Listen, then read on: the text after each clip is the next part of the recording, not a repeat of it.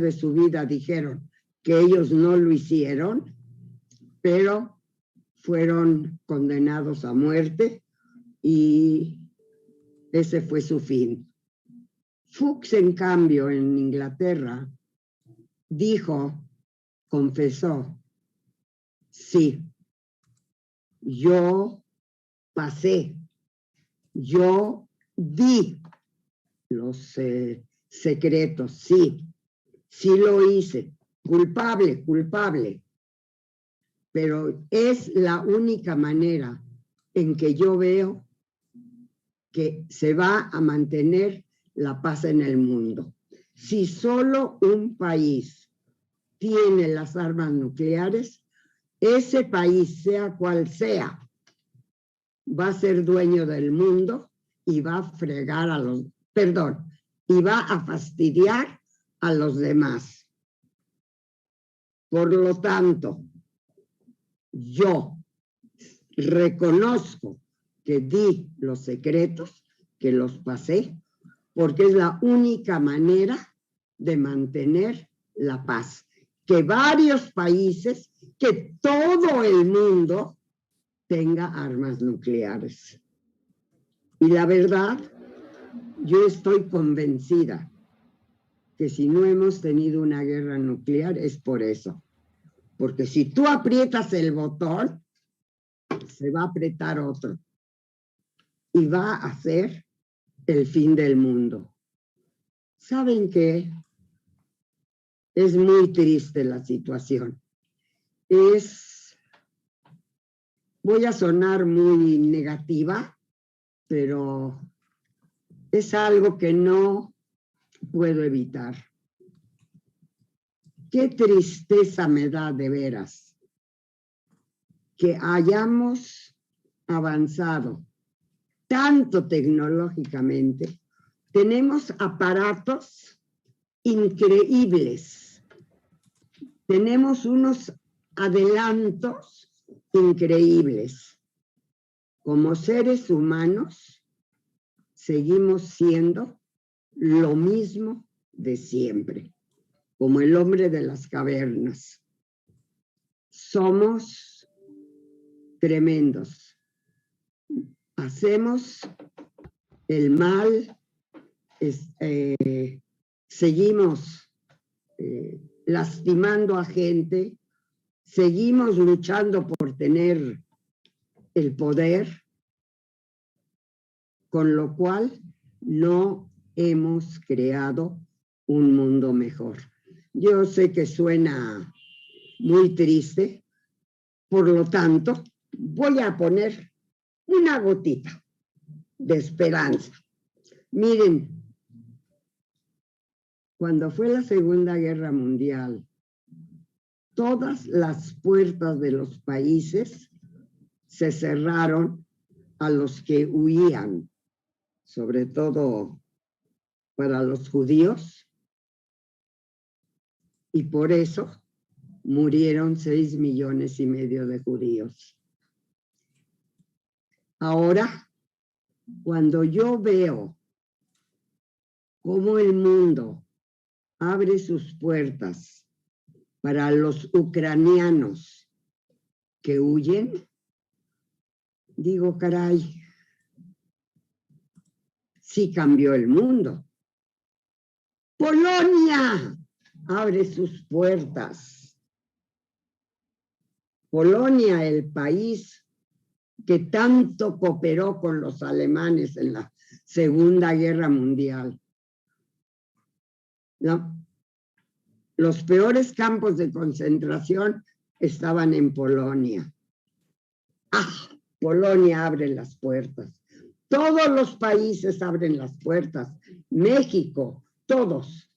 Qué bonito. Por lo menos hubo un cambio. Como ven, puse mi gotita de arena, una noticia buena. Hemos mejorado un poquito. Estamos dispuestos a extender la mano para ayudar a los que sufren en Ucrania. ¿Y saben qué? cuando yo enseñaba en la escuela historia del pueblo judío y tenía yo que hablar del siglo XVII y la vida de los judíos en Polonia, en Ucrania, caray, qué tristeza. Nadie hacía nada por ayudar a los perseguidos. Podría yo seguir sobre el tema, pero no quiero preguntas que quieran ustedes que conteste al respecto. Nada más quiero decirles una cosa. Estoy muy consciente, y lo repetí varias veces el martes también, estoy muy consciente que los ucranianos de ahora no son los ucranianos de hace 400 años, que los alemanes de ahora no son los alemanes de hace 70 años. Eso no quita el mal sabor que yo tengo en la boca hacia esa gente. Es decir, esto me dice una cosa y esto me dice otra, y pido 100,000 disculpas desde este micrófono. Si alguien quiere echarme algo en cara, si alguien quiere decirme algo, adelante, estoy dispuesta a escuchar y a contestar. Adelante. Daniel va a comentar algo, Mario. A ver. Si este programa se llamara La hipocresía de Europa, apenas tendría un título aproximadamente correcto. Los ucranianos no son los de la Segunda Guerra, porque esta guerra empezó cuando los ucranianos de origen no ruso cambiaron su constitución y prohibieron la enseñanza del ruso en Ucrania y le quitaron la calidad de minoría protegida a los ucranianos de origen ruso. Si lo mismo hubieran dicho prohibiendo el IVA, hubiéramos gritado antisemitas, pero nadie gritó nada, porque era contra los rusos. Los polacos, que son totalmente diferentes a los polacos de antes, no permitieron la entrada ni a mexicanos ni a nigerianos que se acercaron a la frontera polaca porque son morenos, como eran los judíos. Y los que sí están entrando porque son cristianos y blancos. La enorme hipocresía de Europa es que además ya no saben qué hacer con todo lo que está llegando para Ucrania. Es más, la embajada polaca, por lo menos la de México, dijo que ya no manden más cosas porque Polonia no puede garantizar que lo que se está enviando llegue a Ucrania. Por lo menos son honestos. Quiere decir, lo que llega en Polonia se queda en Polonia. Parece Las Vegas aquello. Se lo están robando ellos. O por lo menos, digamos que no lo pueden mover. Los refugiados de Siria siguen refugiados. Los refugiados de Libia siguen refugiados. En Libia siguen sin ningún país y los refugiados de Libia siguen ahogándose en el Mediterráneo. Todos ellos casualmente son morenos o tirándole más hacia el negro oscuro. Esos no pueden entrar. Al mismo tiempo, Alemania ya va a gastar el 2% de su presupuesto, como quería Trump, en rearmarse. Es más, Alemania garantizó que si Rusia se sale de Ucrania, ellos garantizarían que nadie vuelva a invadir Ucrania para que Ucrania no tenga que pertenecer a la OTAN. Curiosamente, Finlandia, Suecia ya se están rearmando, a pesar de que Finlandia era neutral. Dinamarca va a hacer una votación para entrar a la OTAN. Todo mundo se va a rearmar. Esto es una maravillosa oferta de armas para la industria armamentista, que bueno, sobre todo para la norteamericana, que están más allá de felices de la cantidad de tanques, aviones y claro, armas que están vendiendo, porque todo lo que se manda a Ucrania viene con un precio. que van a tener que pagar afortunadamente porque se necesitan las fuentes de trabajo. No se les está regalando. Entonces, yo sé que a ustedes les gusta mucho hablar del espíritu humano y de quién sabe cuántas cosas que deben de ser muy valiosas cuando existen o cuando existan, pero para mí nada de eso existe. Existen los intereses económicos de algunos humanos que van por encima de todo lo demás. Y en este caso, y claro, siempre que los intereses económicos de los humanos van por encima de los demás, siempre va a haber señoras llorando, niños muriendo, siempre va a pasar eso, lo cual a ninguno de esos intereses les importa en lo más mínimo. Lo que les importa, y es el resultado de esta guerra ahorita, es lo que están descubriendo. Y por eso, si me permiten, les voy a dar 3 notas para que me las critiquen si quieren. 1, los ucranianos cristianos y blancos se están refugiando en lo que era el gueto, en lo que era el gueto judío durante la guerra. ¿No es maravilloso el giro que dio esa zona? Porque los judíos que vivieron, bueno, los que vivieron en ese gueto ya murieron, y murieron ahí a manos de ucranianos, de los que sus hijos están hoy metiendo al gueto. Pero los nuevos judíos que están en Ucrania están huyendo y están huyendo a Alemania. Esa es una parte muy interesante. Eso sí es un cambio, que ahora resulta que para salvarse hay que huir a Alemania. Y qué bueno que pudieron huir. Durante la guerra tuvieron que huir a Shanghái.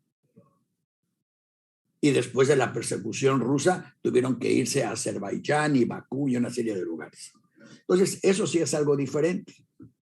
Pero hablar de la decencia polaca o de la decencia ucraniana, ni la una ni la otra. Siguen siendo un montón de racistas y un montón de discriminadores matándose entre sí. Lo bueno o lo malo de todo esto es que hoy, por ejemplo, va a subir la bolsa con las acciones chinas porque China llegó a la conclusión de que Rusia ya no es un poder militar. Ya no se tiene que preocupar por Rusia. Y dado que no se tiene que preocupar por Rusia, ahora se tiene que preocupar por Estados Unidos. Y no se quiere preocupar por Estados Unidos, entonces ya va a ser amiga de Estados Unidos otra vez, y todas sus compañías que tenían prohibido entregar su contabilidad y sus datos al gobierno americano, ya lo van a entregar en la bolsa para que todo el mundo sepa cómo funciona, porque China quiere llevar la paz en paz. Porque no es guerra, la paz en paz. Entonces, Rusia, por un lado, China ya descubrió que no existe la amenaza rusa. Europa descubrió que no existe la amenaza rusa, pero qué buen pretexto es para el negocio de las armas. Y la pregunta va a ser, ¿en qué van a usar sus armas los próximos europeos? Que van a tener los hangares retacados de aviones americanos y las bodegas llenas de armamentos. Pues en algo van a tener que usarla. Yo supongo que los alemanes pues lo usarán en defender a alguien, no sé a quién. Por lo pronto, los suecos van a defender a los fineses van a defender a los lituanos, que son unos verdaderos neonazis. Y la próxima semana vamos a saber si los neonazis ganan otra vez en Hungría o son reemplazados. Es más, para quienes viven en México, les sugiero que sigan con cuidado lo de la elección en Hungría, porque es exactamente una copia de las votaciones en México. Es increíble lo parecido que son exactamente los pasos que está siguiendo un país y el otro, porque ambos pertenecen al Pacto de Sao Paulo. En fin, yo no quería echarles a perder este momento de humanismo y de sobriedad y de creencia para todo el mundo, pero la realidad es que yo no veo nada diferente, excepto que esta vez les tocó a los blancos cristianos ser atacados por otros blancos cristianos y buscar asilo en países de otros blancos cristianos. Y mientras la marca de blancos cristianos no cambie, para mí no ha cambiado nada. Háblenme otra vez cuando reciban morenos o cuando reciban negros, y entonces hablaremos de la nueva Europa. Mientras, pues es Europa, no ha cambiado nada, es Europa. En fin, pidieron una opinión y discúlpenme por dar la mía, pero eso es lo que yo pienso de todo eso. Esto es simplemente un extraordinario ejemplo de la ilimitada hipocresía, tanto del gobierno norteamericano, que no recibió un solo refugiado de Haití, y de todas las organizaciones que no mandaron una cobija a Haití, pero que ya no saben a dónde mandar tantas cosas que han juntado para Ucrania. Mándelas a Haití, a los refugiados venezolanos en Colombia, mándelas a Guatemala. Es más, distribúyanlas en México, donde hay gente pauperricísima que necesita todo eso. O hacemos una guerra en México para que haya motivo para mandarles ayuda. A lo mejor eso es lo que aprendimos de esta situación, que lo que necesitamos es una invasión. Ahora el problema es encontrar quién querrá invadir a México.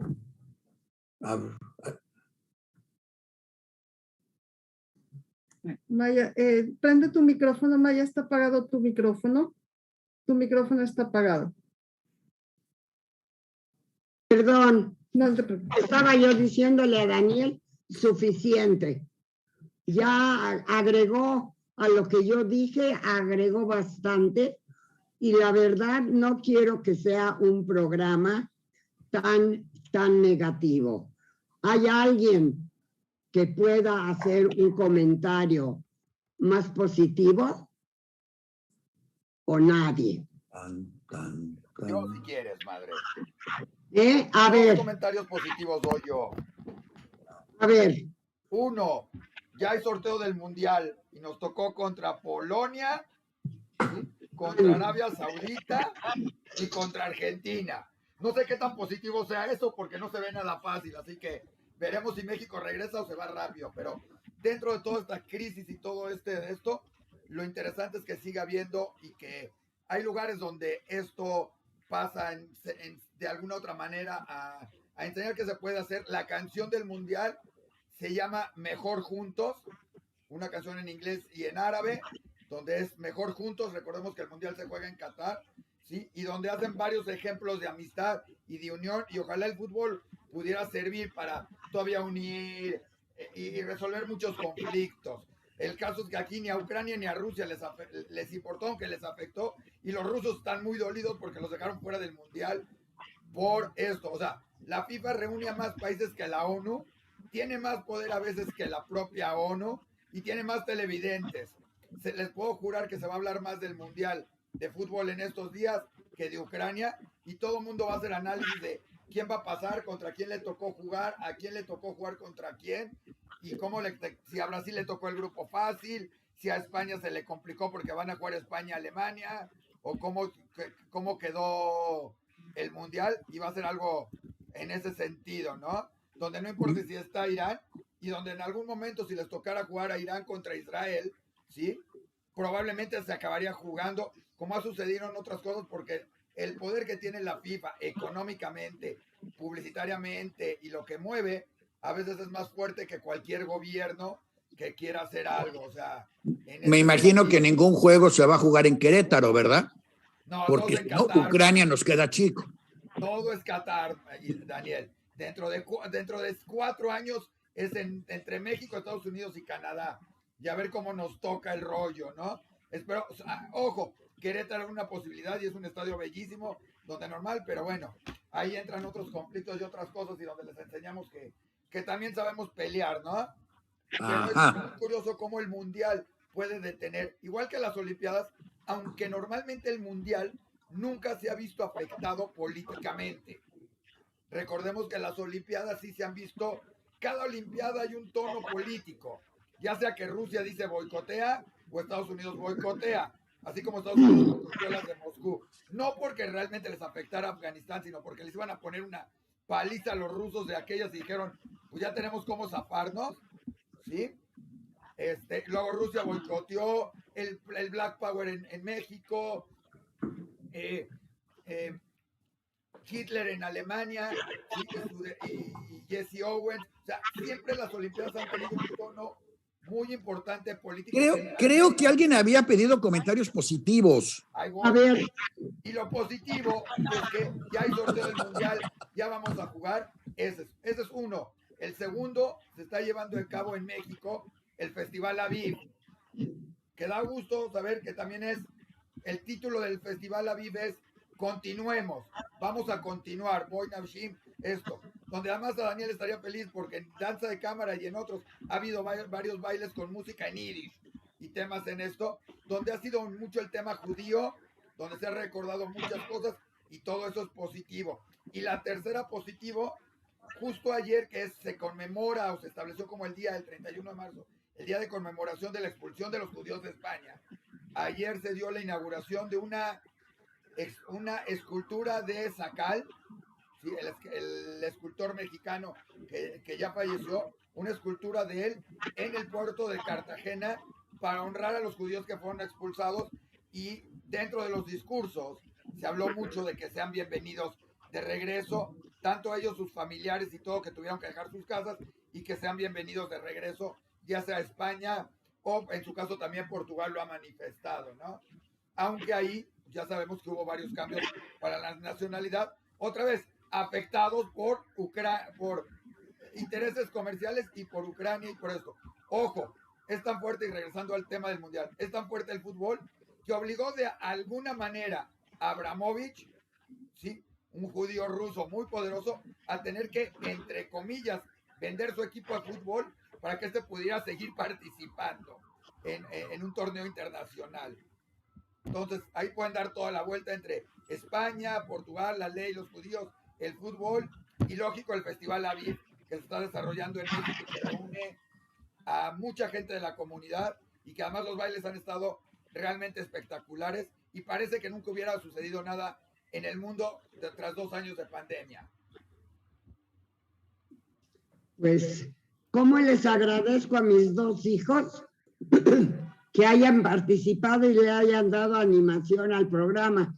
Ahora quisiera mucho, si hay alguien del público, Judith, por favor, hay alguien del público que no sean mis hijos, que quieran comentar, decir algo, por el amor de...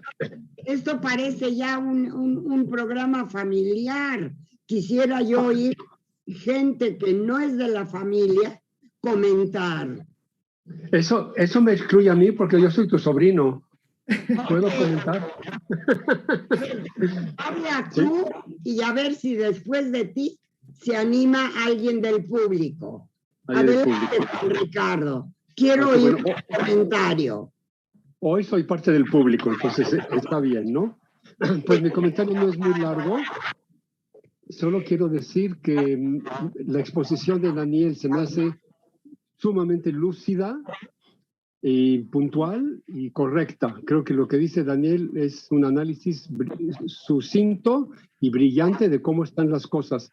Este comentario no es muy positivo, pero solo quiero agregar a lo que dijo Daniel: no hay nada nuevo bajo el sol. Es exactamente lo mismo que estamos reviviendo. Y acerca del comentario de Isaac, quiero decir también otra cosa que nos remonta muy lejos. Para distraer a la gente de preocuparse de lo que importa, le daban en la antigua Roma pan y circo, panem et circenses.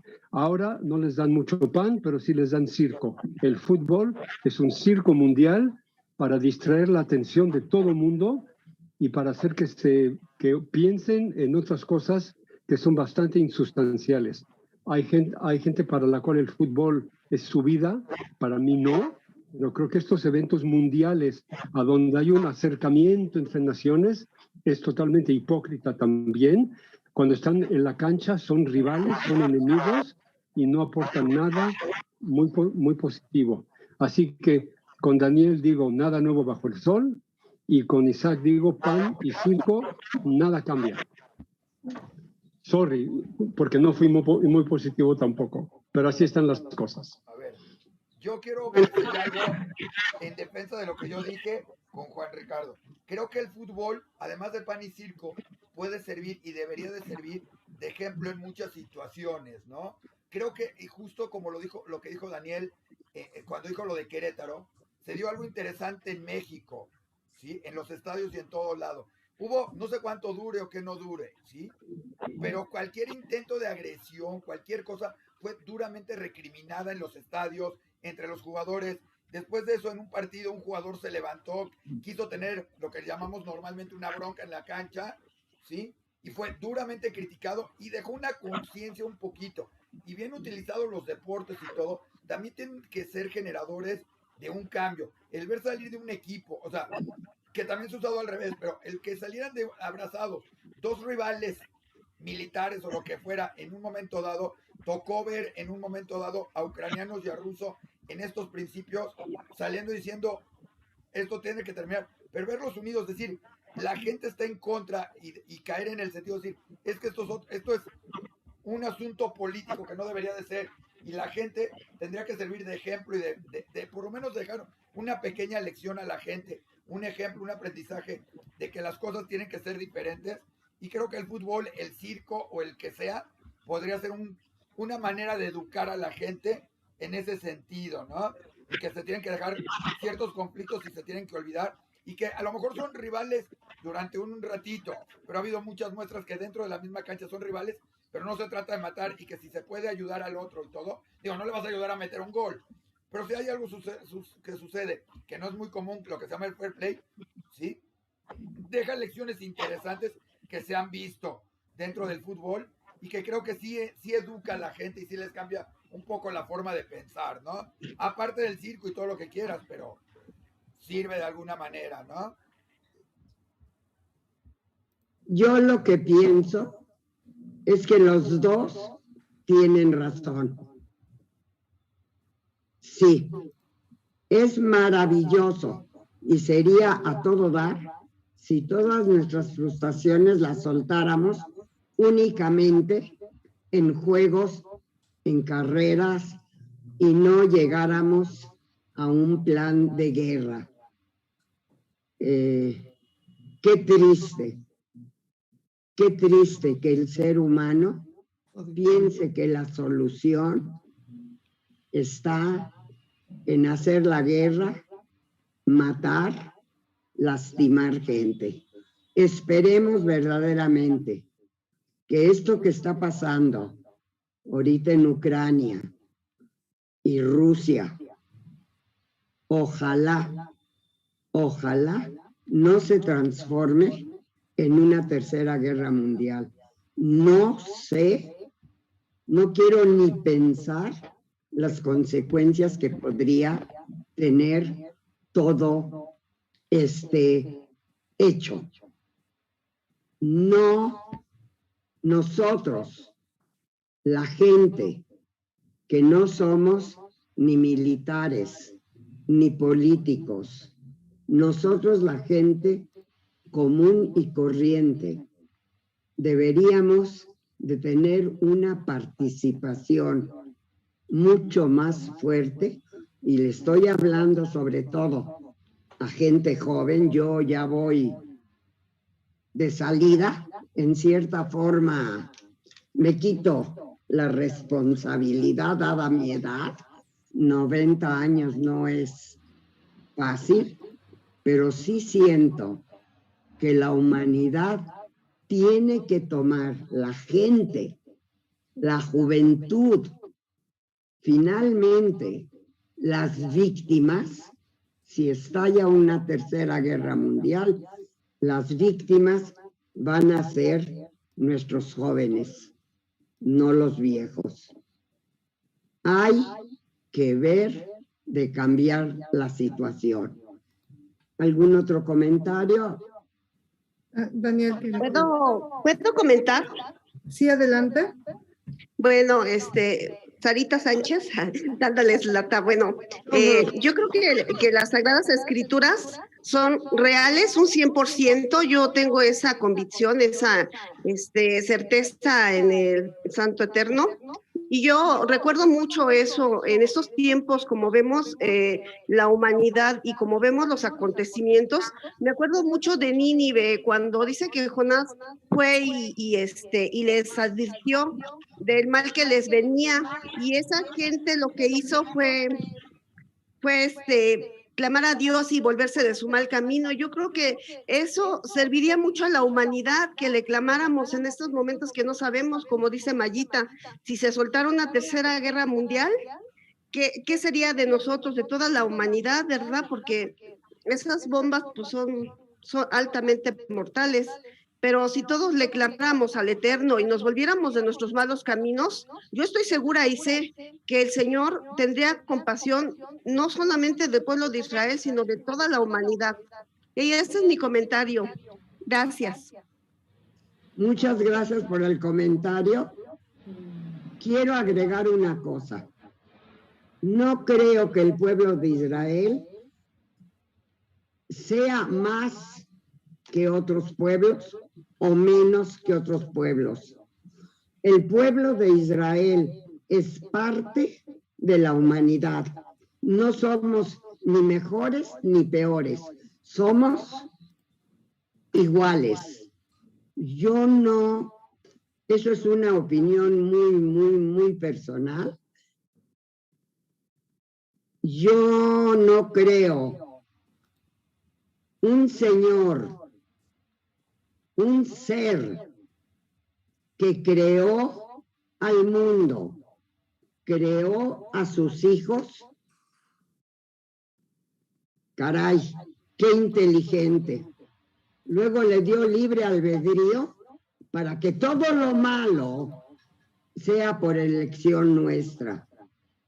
Yo sé que mi comentario no estoy de acuerdo con mucha gente, pero me cuesta mucho trabajo creer en un Dios que permite todo lo que está sucediendo en el mundo. Digo, bueno, Mayita, nada más para recordar lo que dice ahí en una parte ahí por Isaías 59:2, que dice que también Eclesiastés dice que Dios hizo al hombre recto, pero ellos buscaron sus muchas perversiones. Entonces yo creo que el humano es el que está haciendo las cosas mal, porque el santo bendito todo lo hace bien. Los que estamos destruyendo el planeta somos nosotros, los que hacemos malas obras somos nosotros, y el Señor aún nos presta vida. Este es mi comentario. ¿Y por qué lo permite? ¿Por qué no acabó ya con todos nosotros? Por su santa misericordia, porque se apiada de nosotros aún, porque no sabemos a dónde vamos a despertar. Por eso nos presta vida aún, porque dice que mientras hay vida, hay esperanza, Mayita. Y también dice allá en Isaías, dice que por nuestros pecados, dice que Dios no nos escucha. Y en Isaías 59:2 dice, porque no se ha cortado la mano del Eterno. Dice, pero vuestros pecados han hecho una separación. Y separación también es muerte. Entonces hay una separación entre el Señor y nosotros por nuestros pecados. Por eso, si nosotros nos clamamos al Señor y nos volvemos de nuestros caminos, seamos la humanidad completa, porque cierto es lo que dices, para el Señor todos somos iguales y todos le hemos fallado. Y lo dijo el rey David, que Dios miró hacia la tierra buscando un solo justo y no halló ni uno solo. Entonces yo creo que el problema lo tenemos nosotros, porque el Señor es amplio en perdonar a todo aquel que se quiere buscarle y volverse de sus malos caminos. Y ya cada quien sabe lo que hace en su vida en realidad. Solamente el Señor y cada persona sabe lo que realmente hace mal y lo que hace bien. No voy a abrir una discusión, pero lo que voy a decir, espero que no te ofenda. Yo te agradezco muchísimo tu comentario. Yo siento que el hombre creó a Dios y no Dios al hombre. Pero en fin, dejemos la discusión. Es un hecho de que la tierra no es un paraíso, que el ser humano, bueno, malo, regular son, y yo personalmente pienso que no es un ser omnipotente el que decide lo que hacemos, sino que somos nosotros. Fuimos nosotros los que creamos las religiones. Y mira que hay muchísimas religiones en el mundo. Esperemos que llegue algún momento en que todos los seres humanos, lo cual es imposible, es casi un sueño imposible de alcanzar. Porque si vamos a tener el paraíso, a veces pienso que ha de ser bien aburrido, ¿no? Que todo salga bien y que todo esté perfecto. No sé, pero me da mucha tristeza lo que se ha convertido el mundo. No quiero dejar esta impresión. ¿Alguien tiene algo bueno que platicarnos? Sí. Venga, Daniel venga. tiene algo más que quería comentar. A ver, adelante, Daniel. No sé por qué ese tono tan pesimista. Nada está peor que antes. Es más, los ucranianos atacaron Rusia. Los ucranianos atacaron Rusia. No ha caído una sola bomba atómica. No hay tercera guerra mundial. No la va a haber precisamente gracias a estos señores que repartieron la teoría, las armas nucleares a todo el mundo. Entonces, no entiendo cuál es el optimismo. Aquí estamos dándonos de cachetadas a nombres, dejando que otros se den de cachetadas mientras todos aplaudimos y nos preparamos para el campeonato de fútbol. ¿Qué hay peor? ¿Por qué ser pesimistas? Da igual. Es más, todo el mundo ya va a fiestas, ya va a bodas, ya va ya están haciendo niños, bueno, siempre han nacido niños, pero están haciendo, ya hay fiestas de nacimientos, de todo. No está pasando nada nuevo. ¿Por qué dejarse? Sí, hay edificios destruidos en Ucrania. Bueno, fuera del hecho de la gente que murió, que siempre va a ser la gente inocente, pues los que van a regresar a edificios nuevos, más modernos, con mejor plomería, con luces LED. Las ciudades se van a ver bonitas. Hay que tener trabajo, hasta van a traer trabajadores de Polonia a Ucrania seguramente para que ganen como los meseros mexicanos. Una posibilidad de trabajo. Hay que ver el lado positivo, no todo es negativo. Así es como nos generamos, porque no entendemos otra manera. Bueno, pues así es como nos generamos. Pero de ahí a ahogarse en un vaso de pesimismo, ¿por qué? ¿Qué les está pasando a los suecos? ¿O a los polacos? ¿O a los húngaros? ¿O a los eslovacos? ¿O a los rumanos? ¿O a los búlgaros? Azerbaiyanis, Bueno, los rusos. Se llama un conflicto limitado para quemar armas viejas, producir clientes nuevos, con el mínimo posible de víctimas, donde los gringos quisieran que los rusos mandaran muchos soldados para que los mataran y los rusos decidieron que mejor mandan muchos cohetes para que los que se mueran sean los civiles ucranianos. Los civiles ucranianos están muriendo porque su gobierno no quiso declarar la neutralidad cuando tuvo la oportunidad. Bueno, pues que se las arreglen entonces. Es una pena, y repito, todos los que tengan cosas para refugiados, mándelas a Haití, mándelas a Siria. Hay un montón de sirios que nos están escuchando, o de gente cuyas familias vienen de Siria. Ayuden a los que se quedaron allá. Ya, y vamos todos positivos a prepararnos para el Mundial de Fútbol. Ok, ya, el mensaje que mandaste es sumamente positivo. Esperemos de veras, busquemos donde hay problemas y tratemos de ayudar. Yo espero que verdaderamente esta situación cambie, que veamos las cosas positivas y vamos a ver qué pasa. A ver, Judith, ¿alguien más que quiera hablar? Porque ya la familia ya no. Y Daniel traía algo, nos quería comentar sobre unos libros que están muy interesantes.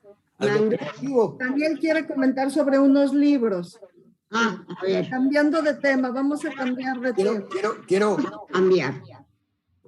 Muy bien. Voy a enseñarles 3 libros nuevos que acaban de llegar. Uno se llama Kiddush Hashem. El libro es muy viejo, fue escrito a principios de siglo y la historia es de hace 300 años en Ucrania, pero lo interesante de este libro es que fue impreso en Las Vegas en el año 2022. O sea, es una nueva impresión de un libro en yiddish, escrito en Las Vegas, impreso en Las Vegas hace apenas unos meses. Por si alguien está interesado, lo pueden pedir aquí en Diario Judío. Vamos a tener todos los links a todos estos libros, por si alguien los quiere comprar o pedir. ¿Está en inglés? ¿Mande? ¿En qué idioma? En yiddish perfecto, sin faltas de ortografía, sin mala edición, sin nada. Y además, para que se agarren, costó $4, lo mismo que un café expreso en la calle en Ciudad de México. $4 y acá está el libro. 218 páginas. Además, con un diccionario al final de traducción de palabras hebreas utilizadas o de palabras de origen hebreo y de otras palabras de origen ucraniano, para que la gente conozca todas las palabras. Al ir leyendo no se le escape ningún término. Ese es uno. El otro, que es todavía tan o más interesante, nos acaba de llegar del norte de Estados Unidos. Trae una traducción de Berish Goldstein. Berish Goldstein es un maestro de Harvard que se ha dedicado a traducir obras clásicas de la literatura inglesa, americana, angloamericana, al yiddish, con un yiddish impecable y un trabajo extraordinario. Él nos mandó, por ahí tenemos una lista de los libros ya traducidos por él, a lo mejor la podemos poner en la pantalla o enseñarla o algo, pero en este caso el libro que tenemos hoy es se llama The Inimitable Jeeves. En inglés, el Inimitable Jeeves es una comedia, una obra de humor inglés muy, se supone que es la gran obra de la literatura cómica inglesa, traducida al yiddish y presentada. Además, son un montón de páginas, son 200 páginas. 200 páginas, no sé si alcanzan a ver la calidad. Son 200 páginas y este es el señor Berish Goldstein. Ahí está. Berish Goldstein, quien se retiró de Harvard y se ha dedicado a traducir libros al yiddish. Este libro también, el link donde lo pueden pedir, ya está en nuestras páginas, en la memoria de este programa va a estar también. Léanlo, descubran el humor inglés traducido al yiddish. También desde Nueva York nos llega la nueva revista de Eulenspiegel, la cual cumple 80 años ininterrumpidos de publicarse sin subsidios de parte de nadie. Vive de sus suscriptores y vive de quienes lo apoyan directamente. Si usted no se ha suscrito y le interesa, si usted dice que le interesa el yiddish, suscríbase, porque con eso va a ayudar a la revista. Si usted quiere aprender algo nuevo, suscríbase porque es buenísima. Siempre viene con artículos de último momento, actualizados, y en este caso, por ejemplo, terminología científica en yiddish, y viene con poemas, prosa, obviamente recomendaciones y lecturas de otros libros en yiddish publicados durante estos meses. Así que, por lo menos en el mundo occidental, el yiddish sigue avanzando y profundizando en la calidad de sus publicaciones. Y los invito a que todos participen de esto o inviten a otros a participar. Y para quienes no saben yiddish y les interesa aprenderlo, también ya regresa este junio regresa el curso en yiddish del Uriel Weinreich Institute en Nueva York. Esta vez se va a presentar va a estar ahí Eliezer Niborsky, Miriam Trin y toda una serie de personalidades dando este curso de introducción al yiddish por un lado y de profundización en yiddish en otro nivel en el Bard College en Estados Unidos. Junio 21 a julio 29. Bueno, sí hay algo positivo en todo esto y en todos lados. Y por cierto, muchos de los refugiados de Ucrania en Alemania no necesitan este curso porque su idioma materno y el idioma que usan cotidianamente es el yiddish. Uno de los motivos por el cual se fueron a Alemania y no a otros países. Entonces, es interesante ver cómo funciona la historia y la mente de refugiados y de personalidades y de intelectuales y de la gente en general. En fin, creo que todo esto sobre el yiddish hoy resulta sumamente, a mí por lo menos me resulta muy interesante. Estoy usando todo esto para ir armando el tema de cómo el idioma que uno habla afecta las decisiones que uno toma, afecta el cómo piensa uno y cómo el idioma sí es fundamental, a pesar de que nos quieran creer que el idioma no es más que un montón de palabras que usamos como instrumento de comunicación, cuando en realidad, creo yo, es un montón de palabras que usamos como grabación cerebral de la cual se produce posteriormente la comunicación. Pero bueno, acá están estos libros. Si alguien quiere saber algo más de ellos, estoy a sus órdenes. Yo tengo ¿Puedo una preguntar? Perdón, ¿puedo preguntar algo? Adelante, Juan Ricardo. Sí. Daniel, el segundo libro que mencionaste, el título se me escapó, ¿es El inimitable Jeeves? Acá está. Sí, es el inevitable Jeeves. En yiddish se llama Der unvergleichliche Jeeves. Acá está. De acuerdo. Jeeves es un personaje de la literatura inglesa muy, muy, muy apreciado y querido. Es un mayordomo que se mete en todo tipo de situaciones. Son libros extraordinariamente divertidos, pero inteligentes a la vez.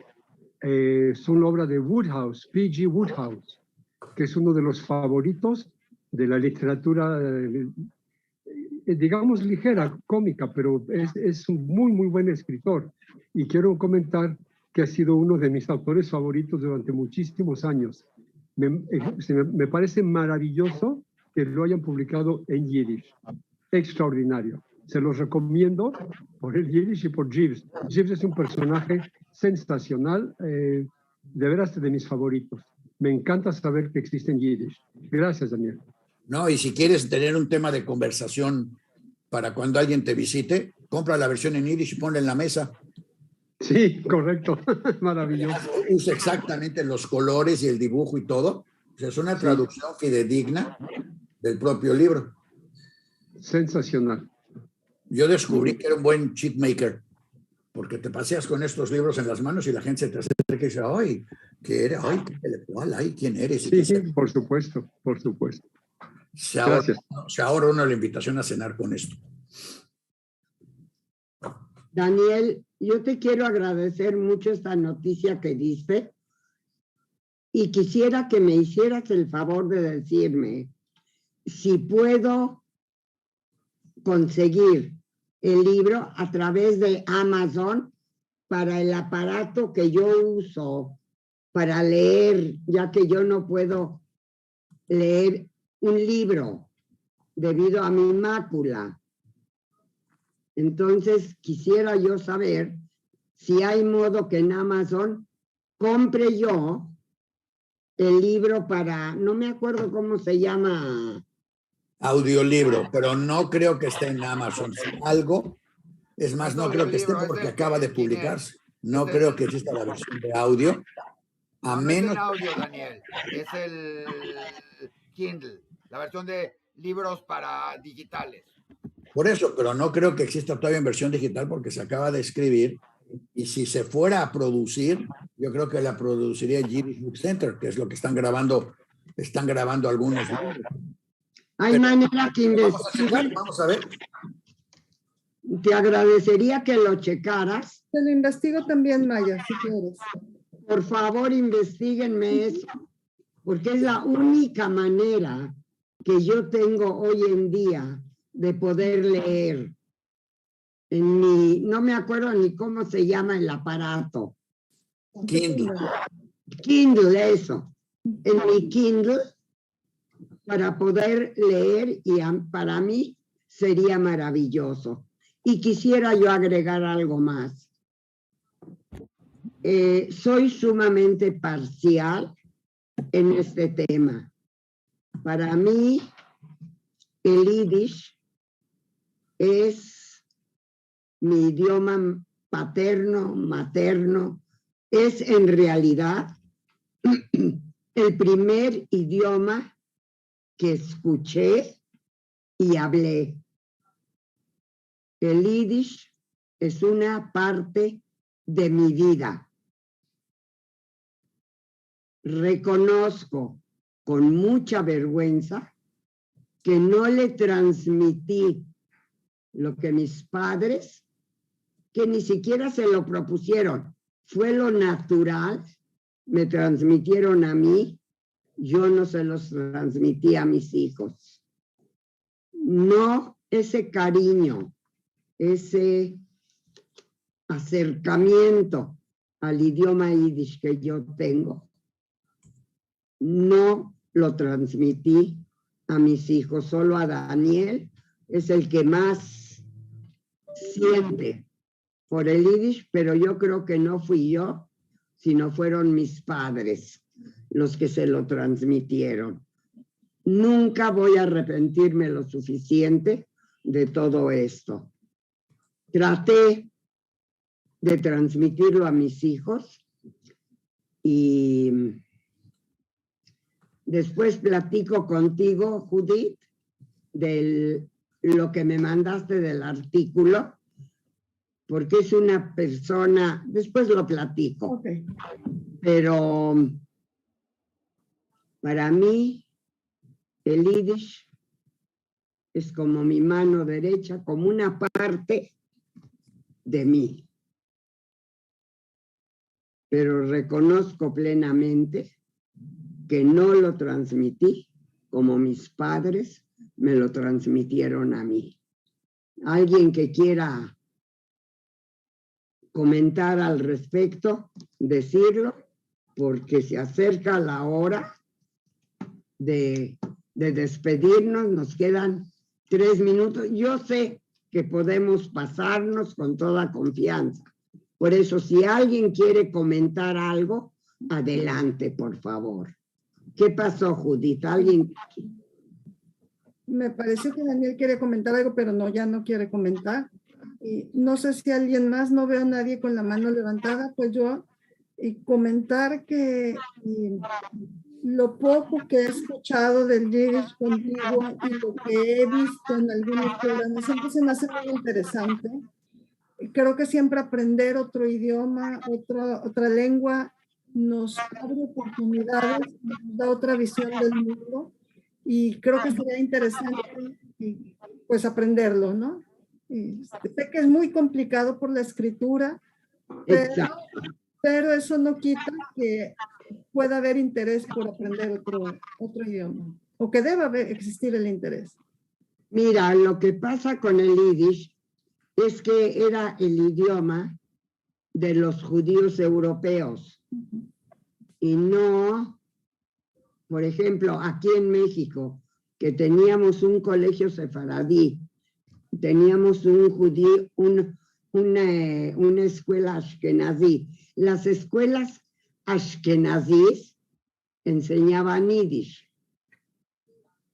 Y las escuelas, por ejemplo, el sefaradí, no tenía por qué enseñar el yiddish, no tenían ninguna unión con el yiddish.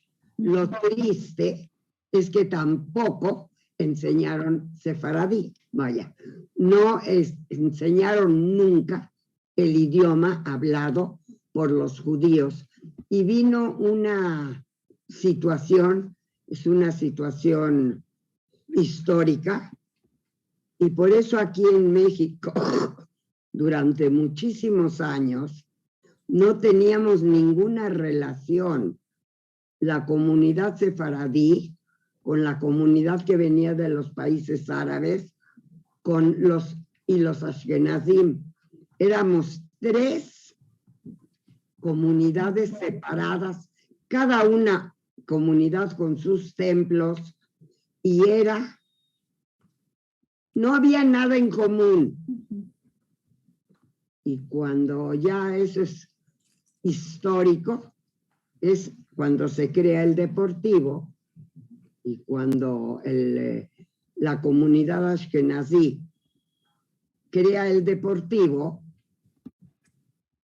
invita, ya algún día hablaremos el por qué, invita a las otras comunidades a participar. Y es en el Deportivo Israelita de México, en donde el CDI, en donde se juntan, y eso es en el año, si no me equivoco, 1950, que se juntan en México las comunidades y empieza a haber lo que se llama matrimonios mixtos. ¿Qué les parece? Digo, habría que todo un programa dedicarlo a la historia de la comunidad judía de México y que muy poca gente la conoce. Ahorita que se juntaron el Colegio Sefaradí y el Colegio Israelita de México, se juntaron gracias a que hace unos años dejó de enseñarse el Yiddish en los colegios ashkenazim, que era lo que más separaba, pero en fin, eso se necesitaría un programa especial para explicar cómo nos fuimos relacionando todas las comunidades judías de México. Y para el que no es judío, pues es muy difícil entender cómo, habiendo en total 40,000 judíos, ¿verdad?, tenemos la cantidad de comunidades que tenemos y que ahorita nos volvimos a juntar. Quizá algún programa lo dedique yo a la historia de los judíos en México y cómo fuimos creando. No sé si sería interesante para nuestros oyentes, pero sí sería interesante que nos dijeran si les interesaría para poder armar el programa. Claro que sí. Isaac quiere comentar algo, estaba levantando la mano. Yo voy a decir varios comentarios rápidos, muy rápidos. Uno, madre, tal vez no aprendimos el Yiddish y no lo usamos porque eran otros tiempos, otras cosas y esto, pero de que se aprendió, de que se tiene el cariño y todo, acabó permeando hasta tus nietos, donde por lo menos 2 de ellos se metieron a estudiar Yiddish, defendieron el Yiddish y tuvieron hasta grupos de Yiddish en las escuelas que lo tuvieron, ¿no? Hasta uno de ellos lo estudia en Duolingo, por lo menos, y el otro también, y lo hablan y todo. Y hay ciertas cosas que quedan. Entonces, no te sientas tan mal. Sí permeó, pero como muchas otras cosas, el mundo cambió y se dejó de usar en la manera en que se usaba. Creo que también es una parte que se fue dando en la comunidad judía de México. Cuando llegaron los que son hoy nuestros abuelos, como tú, se hablaba en Yiddish, o nuestros bisabuelos, ¿sí? O sea, los abuelos de mis hijos, o estos nuestros abuelos, hablaban en Yiddish, pero era su idioma natal y era el que hablaban entre ellos. Hoy se habla español y por eso se ha dado también mucho más esta relación de ser ya judíos mexicanos. Se va dando porque es el idioma que se habla. Como en Estados Unidos se hablan más entre ellos mismos y sucede también con los mexicanos. Muchos mexicanos que se han ido a Estados Unidos ya no hablan español. Sus hijos hablan inglés. Entonces, son cosas que se van dando natural, pero eso no implica que no se quiera el Yiddish. 2, del Deportivo, qué bueno que tienes muy mala memoria y te falla, porque son exactamente en el 50 y se estaban cumpliendo 70 años del Centro Deportivo Israelita, así que te acuerdas más que perfecto. Y sí, un detonante que empezó a hacer esto de que sea una sola comunidad en México, y donde hoy, aunque separados, también se unen, como estaba yo diciendo, con un festival Aviv, donde ves colegios árabes, ¿sí?, o de origen árabe, haciendo obras o bailes de origen ashkenazí, haciendo bailes en ladino y cosas, o en judeo español, para que no me regañen ahorita, pero digo ladino para que lo entienda más. Y se va No, que te entiendan bien con el término correcto. Ya sabía. Pero el chiste es, se va integrando más una comunidad que dentro de unos años, y probablemente nadie hable a lo mejor de las comunidades como se habla hoy, y los orígenes. Van a ser 3, 4 generaciones y van a ser judíos de México. ¿Sí? Y como está dándose en cierta inmigración hacia otros países, donde las comunidades judías en otros países, que diga comunidades judíos de mexicanos, ya son una sola sin importar si es Ashkenazí, Halevi, Shami o lo que sea. Entonces se va a ir dando esa integración y por eso es importante también el recordar todo esto que vivieron personas como tú, que fueron dando la continuidad a lo que es hoy la comunidad judía de México, muy sui generis en lo que es en el mundo, definitivamente, ¿no? Gracias. A mí en lo personal, como lo dije, pues creo que el martes lo dije, mis 2 nueras fueron de Monte Sinaí, de la comunidad Monte Sinaí. Me imagino que le debo al Deportivo que hayan conocido ustedes a sus esposas, pero No, yo no le echo la culpa al Depor, madre. La culpa no es del Depor, la mía. La culpa es de otras personas por ahí. ¿Eh? Okay. No tuvo que ver el Deportivo. Tampoco, el Depor da cosas buenas. Ok, lo único es que tuve mucha suerte. Las 2 nueras fueron y son como mis hijas. Y bueno, vuelvo a repetir, tuve mucha suerte, pero pagué un precio. Y el precio que pagué es que el Yiddish en México pues ya no está,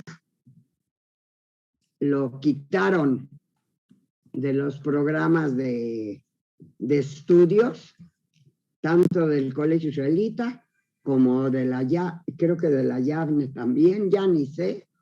El caso es que ya no se da Yiddish en las escuelas y bueno, vamos a ver qué trae el futuro. Tenemos que modernizarnos, no podemos quedarnos estancados. Antes de que nos vayamos, ¿alguien quiere comentar algo? O ya me despido de todos. ¿Tú qué dices, Judith? Yo sí quiero decir algo. A ver. Todo lo que están comentando ahorita desde hace unos minutos me trae a la mente una historia divertida con la cual podríamos terminar si ustedes quieren. A ver. Es una historia que dice en un autobús en Israel, en Tel Aviv, va gente en el autobús y va una señora ya grande con su nieto y la señora le habla a su nieto en Yiddish. El nieto es chiquito, tiene 8 o 9 años. Entonces le habla en Yiddish al nieto y el nieto le contesta en hebreo. Recuerden, estamos en Tel Aviv. Y entonces la abuela insiste en hablarle en Yiddish todo el tiempo, le pregunta, le comenta, le dice en Yiddish y el niño le contesta en hebreo. Y entonces se molesta la abuela y empieza a regañar a su hijo, a su nieto, que por qué le contesta en hebreo. Y entonces un señor que se mete, porque ya sabe que en Israel todo el mundo se mete con todo el mundo, le dice, señora, deje a su nieto hablar en el idioma que quiera, ¿por qué lo obliga? Y la señora se voltea y le contesta, no señor, yo quiero que mi nieto crezca sabiendo que es judío.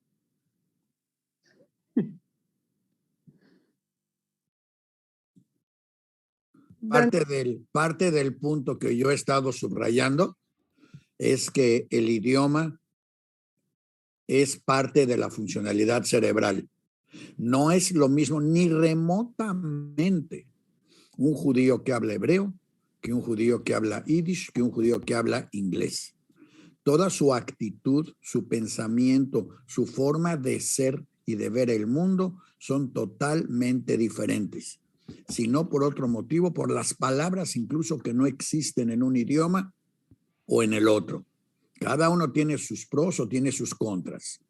pero totalmente, si quieres tener acceso a la filosofía y al principio de, llamémosle, de Tikkun Olam, para que me entiendan, del judaísmo, si no tienes acceso al Yiddish, estás entrando a una carrera, estás entrando a un partido de fútbol jugando con una sola pierna. Porque los términos y la forma de ver y de entender, no es solo hablarlo, es cómo se percibe el mundo de afuera. Los franceses, por hablar francés, perciben al mundo totalmente diferente a los alemanes por hablar alemán. Y yo puedo transferir a alemanes a que vivan en el centro de París y a franceses que vivan en el centro de Berlín, y sus mentes ven los mismos edificios y las mismas actitudes, pero las traducen en comprensión y en acción totalmente diferente por la base lingüística que están manejando. Daniel, ¿puedo decirte algo? Sí, por favor.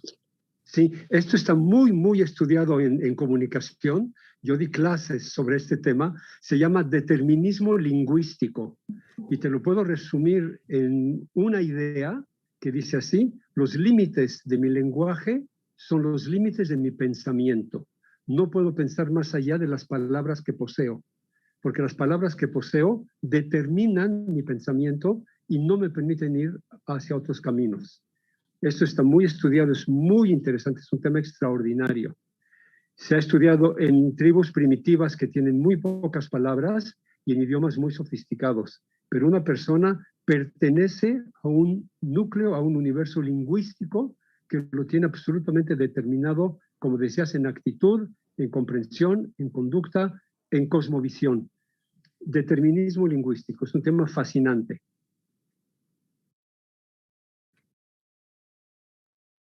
Maya, si quieres prender tu micrófono, por favor, está apagado. Listo. Si tienes bibliografía al respecto, mándala, Juan Ricardo, para ir preparando el tema. Ok, Con todo gusto. Me Sí. parece muy interesante el tema. A mí me gustaría, si en un programa más adelante, hablara sobre este tema. ¿Podrías? Sí, es un tema que me interesa mucho. Y sí, le digo a Daniel que cuente, porque le voy a enviarles bibliografía sobre este tema. Por favor. Mucho. Yo siempre uso el tema de las televisiones. ¿Cómo le puedes explicar a una persona en el Amazonas lo que es la televisión digital cuando no sabe lo que es la televisión? Claro. Y el Yiddish, bueno, cada idioma tiene sus cosas. Hay términos en alemán de jerarquía humana y de militarización que no puedes traducir. Y aunque traduzcas, no tienen sentido en otros idiomas. Y hay términos de operación y de misticismo que no puedes traducir del Yiddish a otros idiomas, aunque su origen pudiera ser del hebreo o pudiera ser incluso hasta del alemán. Una vez creadas las nuevas palabras, representan conceptos que o los entiendes o no los entiendes.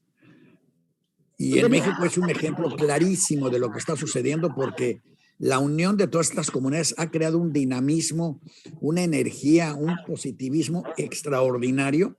O sea, yo acabo de estar allá y vi las obras que están haciendo. Es increíble lo que una comunidad está obligando a otra, sino por no obligarla a fuerzas, pero por imitación está obligándola a hacer, cómo están elevándose los niveles de participación, de ayuda, de cooperación entre individuos, y al mismo tiempo cómo está decayendo dramáticamente el nivel intelectual de la comunidad.